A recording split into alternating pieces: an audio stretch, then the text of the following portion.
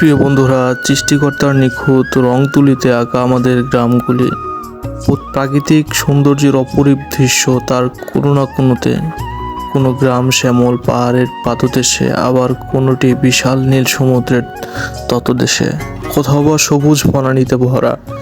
গ্রামের সোনালী ফসলের ক্ষেত, আঁকাবাঁকা সুন্দর নীল জলে ভর্তি গ্রামের রূপ আমাদেরকে বাকশূন্য করে দেয়। কিছু সময়ের জন্য মানুষ ভুলে যায় তার সমস্ত হতাশা, হিংসা, বিদ্বেষ। কবিরা মোহিত হয়ে ওঠে রূপসী গ্রামের গানে।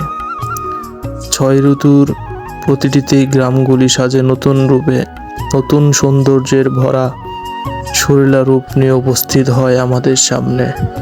ঋতু নির্ভর ফসল, এই ফুল উৎসব যেন একটি অলংকার, যা গ্রামের রূপকে আরো মনোমোহিত করে তোলে।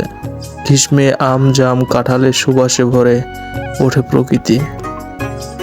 সবুজের ছায়া, দিঘির উপর দিয়ে আসা ঠান্ডা বাতাস, সবুজ বনের চিহ্নতা গ্রীষ্মের নিদারুণ গরমকেও আমাদের কাছে ভিড়তে না দেওয়ার অপ্রাণ প্রয়াস চালিয়ে যায়। গ্রীষ্মের ঠিক পরেই আছে বর্ষা।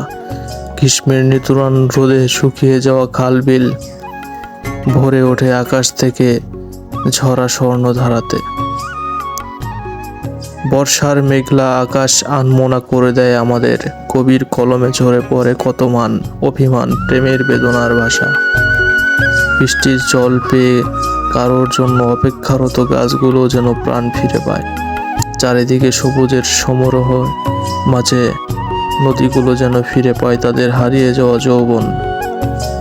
বর্ষা ঋতুর বৃষ্টিতেই থই থই করে বৃষ্টির জলে জীবন্ত হয়ে ওঠে সবকিছু। খাল, বিল, নদী, নালা জলে ভরে যায়। গাছপালা ও শস্য ক্ষেতগুলোতে ফিরে আসে সারা বছরের ক্ষীণতা এবং ধরা পড়ে অসংখ্য ফুলের সৌরভ। শরৎ ঋতুর সোনালি শীতল সকালের সঙ্গে আমরা অপেক্ষা করতে থাকি প্রিয় উৎসবের জন্য। আর কয়েকদিন পরেই আসে আমাদের সবার প্রিয় হেমন্তের আগমন। হেমন্তের আগমন নিয়ে আসে নতুন সৌন্দর্য। কাল কাল ধরে কবি সাহিত্যকরা গ্রামের সৌন্দর্যকে ফুটিয়ে তোলে তাদের কলমে। বাতাসে বাতাসে ফুলের সুগন্ধ আর আলোয় ভরা এই অপূর্ব প্রকৃতির মাঝে আমরা হারিয়ে যাই।